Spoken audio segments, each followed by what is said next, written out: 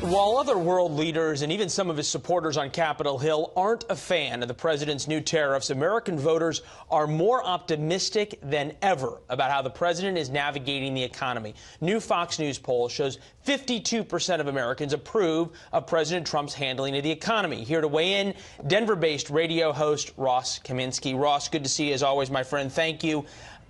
This is my question. You've got the Dow and stock markets near record highs, unemployment near record lows, huge innovation in places like Denver where you live.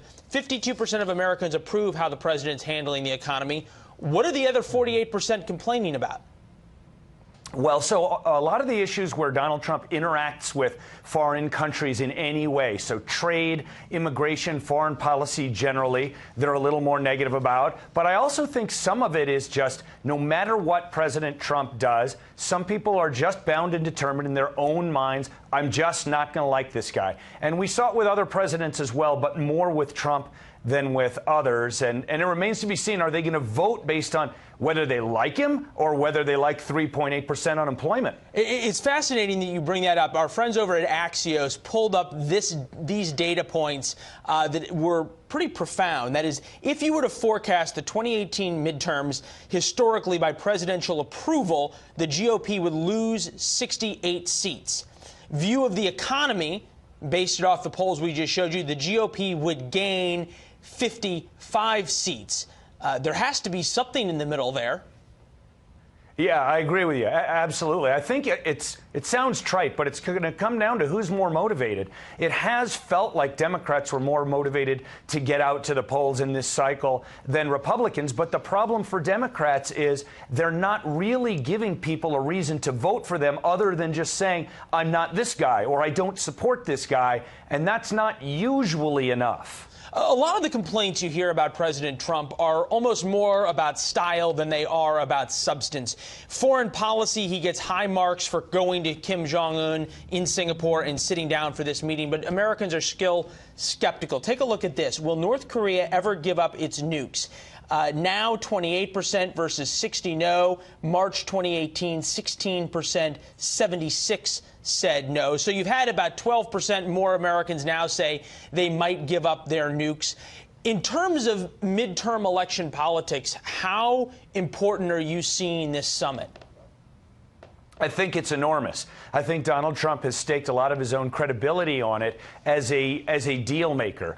And when this first started going on, a lot of people were saying this is very high stakes and it's going to lead to war or not. And I don't really think that's the area where it's high stakes. I think it's actually high stakes for domestic politics. I think Trump has a lot riding on this. And to the extent that his numbers are kind of negative in areas that deal with international relations, this is a way where he can change that almost overnight.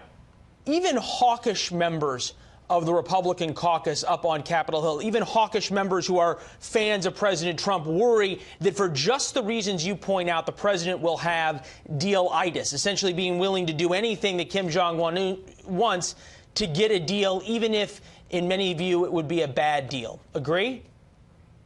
I don't agree. I think that Barack Obama was that guy, and I think that Donald Trump actually said explicitly, maybe it was yesterday, I'm willing to walk away. I did it once before. I'm willing to walk away again.